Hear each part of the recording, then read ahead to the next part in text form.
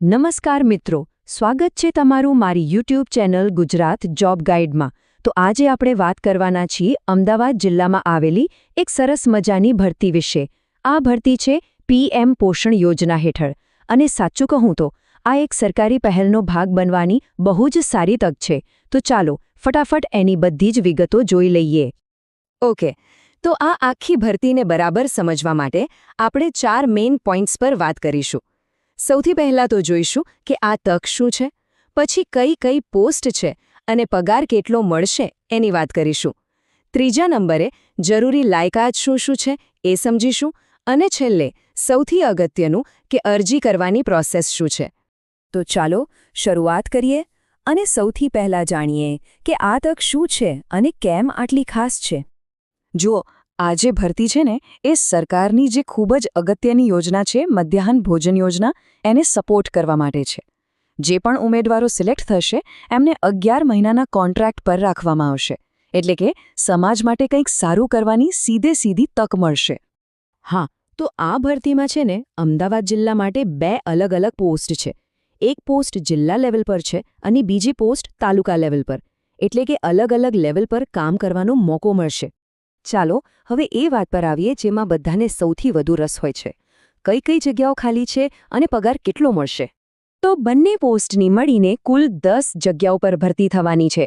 અને હા, આ બધી જગ્યાઓ અમદાવાદ જિલ્લાના જુદા વિસ્તારો માટે છે. ઓકે, તો અહીંયા આપણે ડિટેલમાં જોઈએ. પહેલી પોસ્ટ છે જિલ્લા પ્રોજેક્ટ કોઓર્ડિનેટરની. એની 2 જગ્યાઓ છે અને મહિને પગાર મળશે 18,000 રૂપિયા. જ્યારે બીજી પોસ્ટ તાલુકા એમડીએમ સુપરવાઇઝરની, એની 8 જગ્યાઓ છે અને એનો માસિક પગાર છે 25,000 રૂપિયા. ચાલો હવે સૌથી અગત્યના મુદ્દા પર આવીએ. લાયકાત એટલે કે એલિજિબિલિટી. અરજી કરતા પહેલાં એ ચેક કરી લેવું ખૂબ જ જરૂરી છે કે આપણે આ પોસ્ટ માટે એલિજિબલ છીએ કે નહીં. અને એક વાત ખાસ જણાવી દઉં કે અહીંયા આપણે લાયકાતની જે પણ વિગતો જોઈશું એ બધી સીધી ઓફિશિયલ જાહેરાતમાંથી જ લીધેલી છે, એટલે કોઈ જ કન્ફ્યુઝન ના રહે.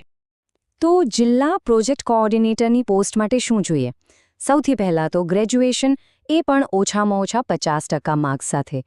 પછી ટેકનિકલ સ્કિલ્સની વાત કરીએ તો સીસીસી સર્ટિફિકેટ પાસ કરેલું હોવું જોઈએ, ડીટીવીનું નોલેજ હોવું જોઈએ અને ડેટા એન્ટ્રી ઓપરેટર તરીકે ઓછામાં ઓછો 2 વર્ષનો અનુભવ પણ માંગ્યો છે. અને હા, જેમને મધ્યાહન ભોજન યોજનામાં કામ કરવાનો અનુભવ હશે એમને પહેલી પસંદગી મળશે. હવે વાત કરીએ તાલુકા એમડીએમ સુપરવાઇઝરની. આ પોસ્ટ માટે home science, food and nutrition અથવા તો સાયન્સમાં ગ્રેજ્યુએટ હોવું જરૂરી છે. સાથે કમ્પ્યુટરનું બેઝિક નોલેજ અને આ જ ફિલ્ડમાં 2 થી 3 વર્ષનો વર્ક એક્સપિરિયન્સ માંગ્યો છે. અને અહીં પણ જો મધ્યાહન ભોજન યોજનાનો અનુભવ હોય તો એ એક પ્લસ પોઈન્ટ જ ગણાશે. અને હા, બંને પોસ્ટ માટે એક કોમન નિયમ છે ઉંમરનો. અરજી કરનારની ઉંમર 58 વર્ષથી વધારે ન હોવી જોઈએ. ચાલો તો હવે ફાઇનલ સ્ટેપ પર જઈએ, એટલે કે અરજી કરવાની આખી પ્રોસેસ શું છે એ સમજી લઈએ. પ્રોસેસ એકદમ સિમ્પલ છે. સ્ટેપ 1, સૌથી પહેલાં તો ઓફિશિયલ એપ્લિકેશન ફોર્મ લેવાનું છે. સ્ટેપ 2, એ ફોર્મ બરાબર ભરીને એની સાથે જે પણ જરૂરી ડોક્યુમેન્ટ્સ છે એ બધા અટેચ કરવાના છે. અને સ્ટેપ 3, આખું કમ્પ્લીટ એપ્લિકેશન રજિસ્ટર્ડ પોસ્ટ એટલે કે આરપીએડી અથવા તો સ્પીડ પોસ્ટથી મોકલી દેવાનું છે. હવે મનમાં સવાલ થાય કે ભાઈ આ ફોર્મ મળશે ક્યાંથી અને મોકલવાનું ક્યાં છે? તો સારી વાત એ છે કે બંને માટે એક જ એડ્રેસ છે. તો એડ્રેસ બરાબર નોંધી લેજો. એડ્રેસ છે જિલ્લા પુરવઠા અધિકારીની કચેરી, પીએમ પોષણ યોજના, જિલ્લા સેવા સદન, જે સુભાષ બ્રિજ સર્કલ પાસે આવેલું છે અમદાવાદમાં. અહીંયાથી જ ફોર્મ મળશે અને અહીંયા જ મોકલવાનું છે. અને હવે આવે છે સૌથી ઇમ્પોર્ટન્ટ સવાલ, અરજી કરવાની છેલ્લી તારીખ કઈ છે? અહીંયા ખાસ ધ્યાન રાખવાની જરૂર છે.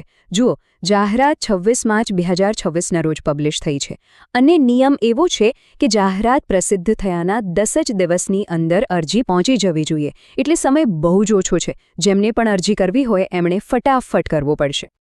તો મિત્રો, આ હતી પીએમ પોષણ યોજના હેઠળ અમદાવાદની આ ભરતીની બધી જ ડિટેલ્સ. એ વાત તો પાક્કી છે કે આ ખાલી એક નોકરી નથી, પણ સમાજ માટે કંઈક કરવાની એક મોટી તક છે. અને સૌથી અગત્યની વાત એ કે એપ્લાય કરવા માટે સમય બહુ ઓછો, ફક્ત 10 દિવસનો જ છે.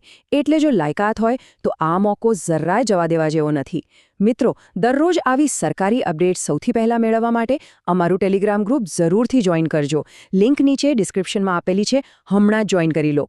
તો મિત્રો, આ હતી સંપૂર્ણ માહિતી. જો તમને આ માહિતી ઉપયોગી લાગી હોય તો વિડીયોને લાઇક કરજો, તમારા મિત્રો સાથે શેર કરજો અને હા, ચેનલને સબસ્ક્રાઇબ કરવાનું બિલકુલ ના ભૂલતા. મળીએ ફરી એક નવી સરકારી ભરતી સાથે. જય હિન્દ, જય ગુજરાત.